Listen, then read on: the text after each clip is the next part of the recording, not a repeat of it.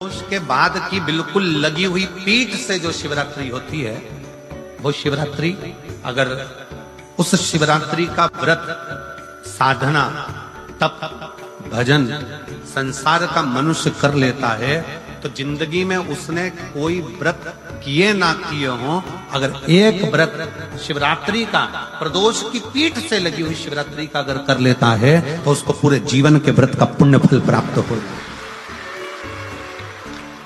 एक व्रत शिवरात्रि का प्रदोष पर्यंत की, अर्थात प्रदोष की पीठ से जुड़ी हुई। अब अगर आप कोई ब्राह्मण से, अगर कोई विद्वज्जन से, कोई पंडित जी से आप पूछेंगे प्रदोष कितनी बजे लग रहा है, वो बताएंगे। फिर प्रदोष लगने के बाद प्रदोष कब समाप्त हो रहा है, तो जिस दिन 26 तारीख हो रही है उसमें लगाया, दोनों की पीठ मिल रही, दोनों।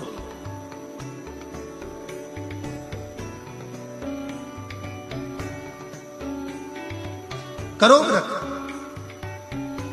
आपने कितनी भी एकादशी के व्रत करे हो, कितनी भी द्वादशी के व्रत करे हो, कितनी भी चतुर्थी व्रत करे हो, कितनी भी तीज व्रत करे हो, कितनी भी अष्टमी का व्रत करा हो, कितनी भी नवरात्रि के व्रत करा हो, कितनी भी तीज का व्रत करा हो, चाहे दुनिया के कितने भी व्रत आपने करे हो, अगर आपने एक महाशिवरात्रि का व्रत नहीं करा तो कोई व्रत का पुण्य फल आपके खाते के अंतर आ नहीं पाता।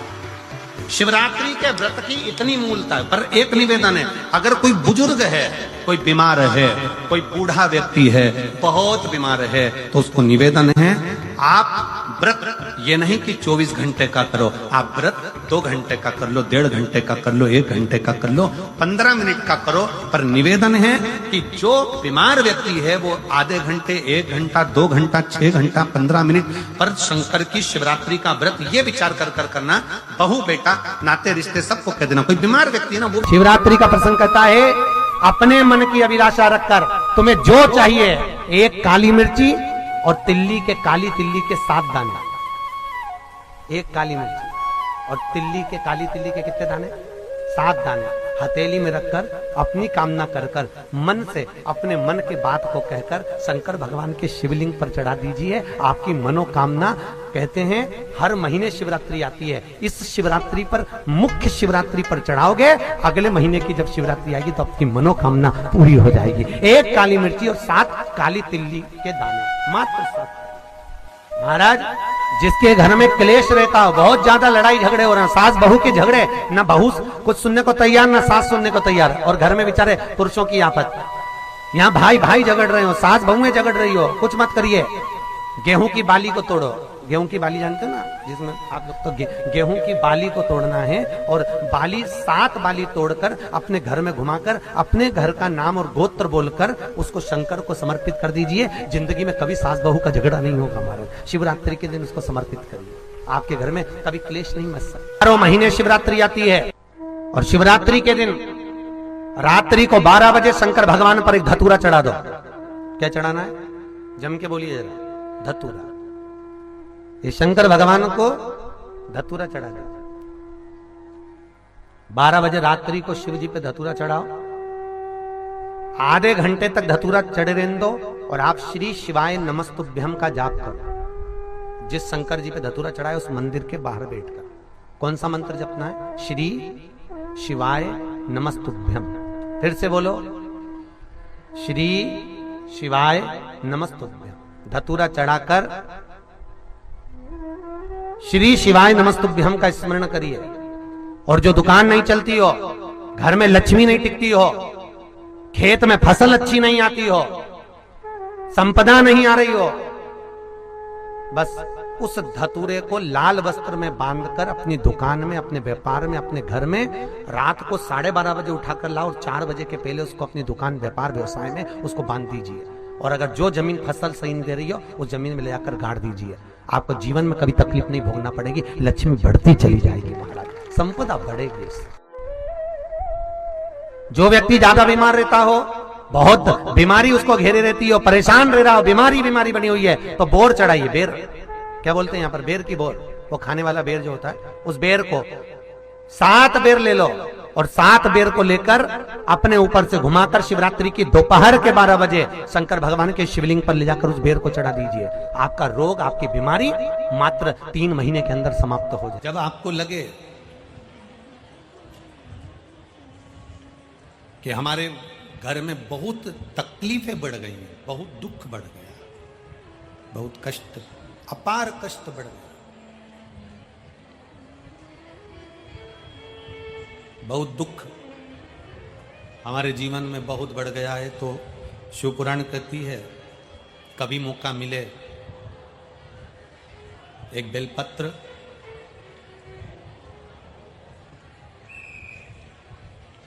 जिसकी डंडी का मुख जहां से पानी बहता है जलाधारी की ओर, समझ में आ रहा है ना, जहां जलाधारी हो और जलाधारी में जहां पानी बह रहा हो, उस पानी बहने वाली जगह पर डंडी का मुख हो, जलाधारी। अब समझ लो थोड़ा सा, जैसे ये गोल जलाधारी है, ये शिवलिंग है, यहां अशोक सुंदरी है और यहां से पानी बह रहा है। ये डंडी का जो मुख होता है, उस डंडी के मुख को अशोक सुंदरी वाली जगह पर नहीं, बिल्कुल जहां से पानी नीचे बहता है बस वहीं इस डंडी का मुख हो, पत्ती का मुख महादेव की ओर, और एक बेलपत्री जिसकी डंडी आप जब शिव जी को समर्पित करें तो बीच वाली पत्ती का मुख आपकी ओर हो और डंडी का मुख पीछे की ओर, डंडी का मुख पीछे की ओर, पत्ती का मुख आपकी ओर। महाराज शिव महापुराण की कथा कहती है किसी भी 12 महीने में शिवरात्रि आती है, 12 महीने शिवरात्रि आती है, किसी भी एक शिवरात्रि पर, किसी भी एक शिवरात्रि पर अगर आप भगवान शंकर के मंदिर में जाकर ये 2 बेलपत्री समर्पित कर कर दोनों जगह पर पंचजल, मतलब जो कलश आपके पास में है, पानी का लोटा, जल का पात्र जो आपके पास में है, तो यहां जो बेलपत्री आपने इस ओर जल पानी बह रहा है इस ओर रखी, यहां पर भी 5 बार जल उसी कलश में से 5 बार जल यहां पर, और उसी कलश में से 5 बार जल जो शिवलिंग पर आपने बेलपत्र रखिए, समर्पित करिए वहां पर। ऐसे 5 बार इधर और 5 बार शिवलिंग पर जल समर्पित कर कर अपने जो दुख हैं, अपनी जो तकलीफ है, अपना जो कष्ट है, बहुत तकलीफें जो हमें आ रही है, बहुत। एलईडी चालू करिए बाबू, एलईडी चालू करिए, एलईडियां चालू करिए। जो तकलीफें हमें आ रही है, हम वो बाबा से कहकर, बाबा से प्रार्थना कहकर, अगर वो जल दोनों जगह पर एक शिवरात्रि को, 12 महीने शिवरात्रि आती है, किसी भी शिवरात्रि को हम जब जल समर्पित करें और बाबा से प्रार्थना करें तो ये निश्चित है, एक शिवरात्रि पर करते हैं, अगली शिवरात्रि जब आती है तो बाबा आपके दुख को, आपके कष्ट को मिटा ही देता है, ये निश्चित है।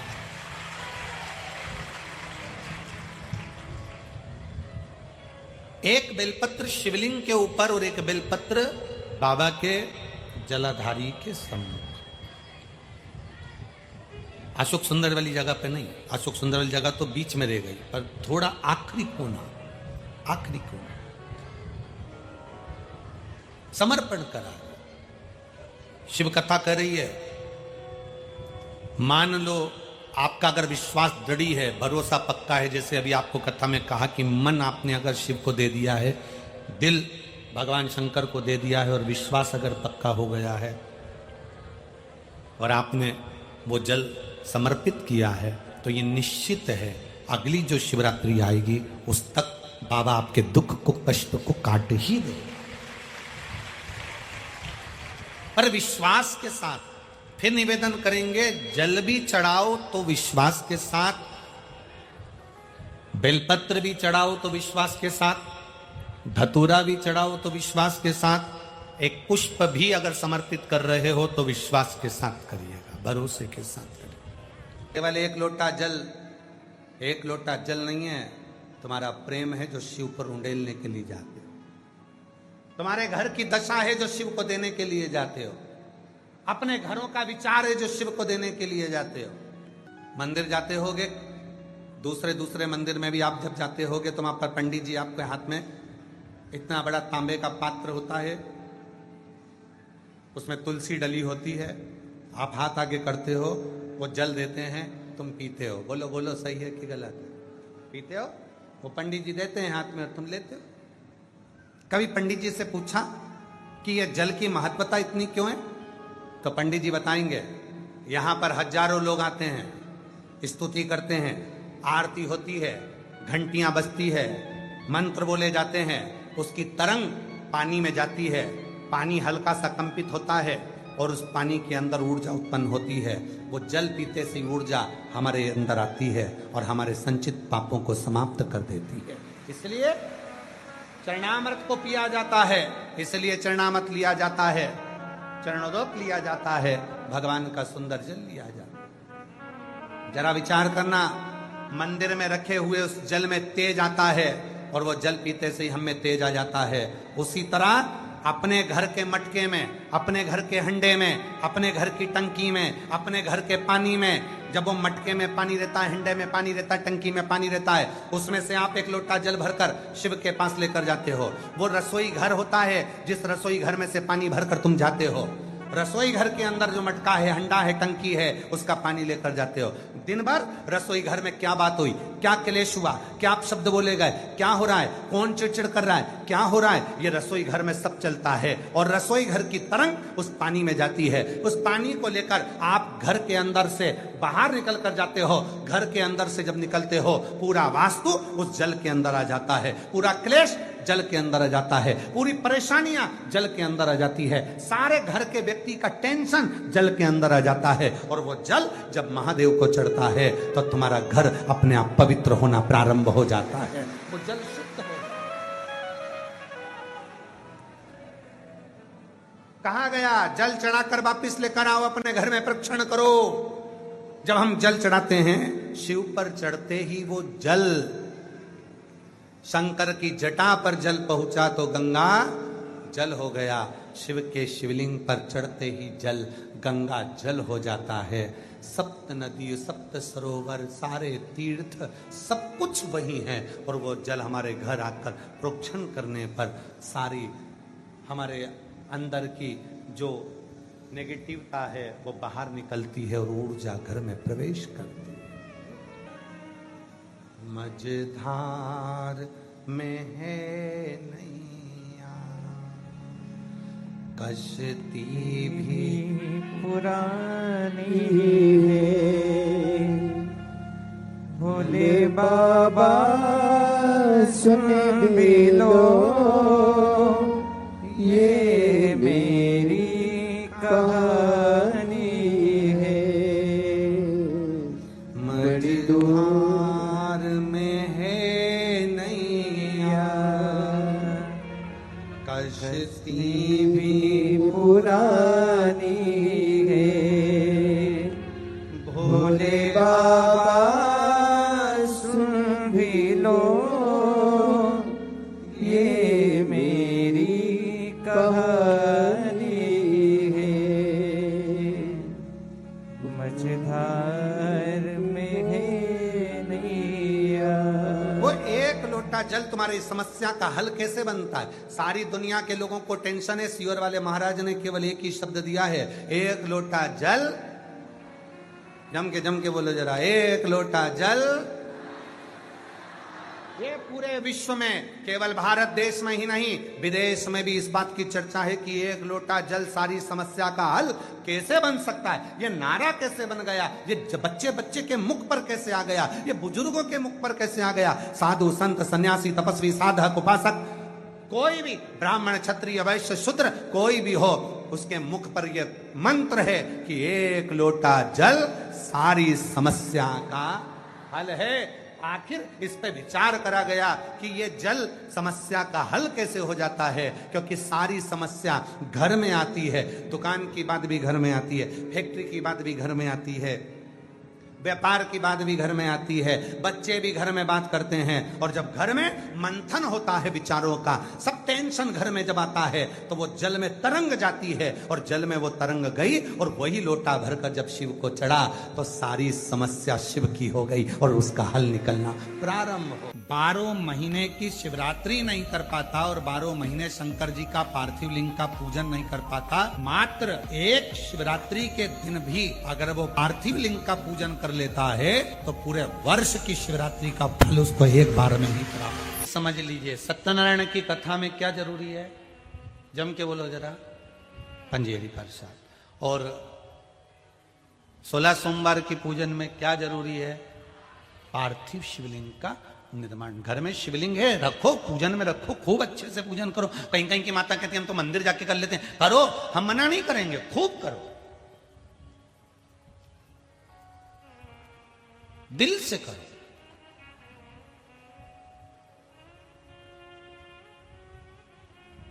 पर बालू मिट्टी के बनाए भोलेनाथ,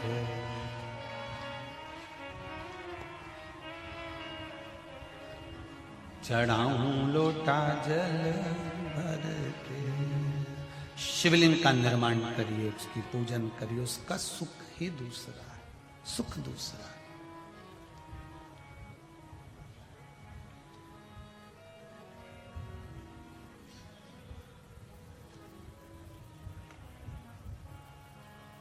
क्या होता है शिवलिंग के निर्माण से?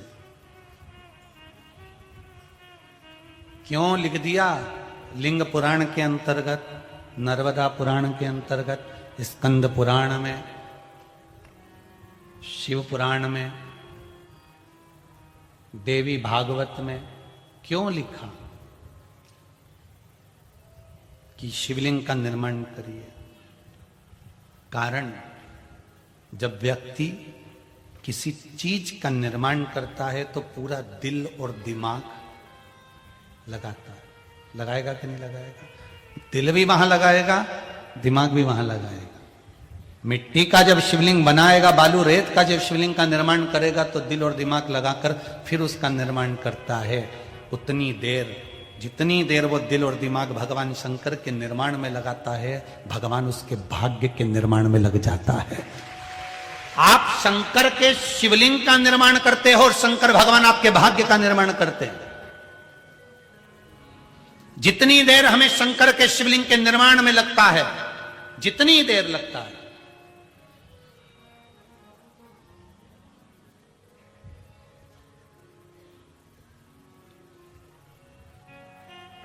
जितना समय हमें शंकर भगवान के शिवलिंग के निर्माण में लगता है, उतनी देर भगवान शंकर भी होता है। किसी किसी का शिवलिंग जल्दी बन जाता है, किसी किसी का शिवलिंग देर से बनता है, किसी किसी का शिवलिंग बनाने में उसको टाइम लग जाता है, किसी किसी की मिट्टी गीली हो जाती है तो उसको सुखाने में टाइम लग जाता है। किसी किसी ने नंदी बनाया तो वो फैल गया, किसी ने शिवलिंग बनाया तो वो नीचे हो गया, तो वो किसी किसी को टाइम लग। तो समझो कि उसने शिवलिंग बनाया तो उसका तुरंत बन गया, तुम्हारे शिवलिंग में टाइम क्यों लग रहा है? तो जरूर समझ जाना कि भगवान मेरे को गढ़ने में थोड़ा समय लग रहा है, मतलब मेरे भी भाग्य को भगवान को लिखने में थोड़ा समय लग रहा है, इसलिए मेरा शिवलिंग बनाने में मुझे थोड़ा सा समय लग रहा है, मुझे थोड़ा समय लग रहा है। बने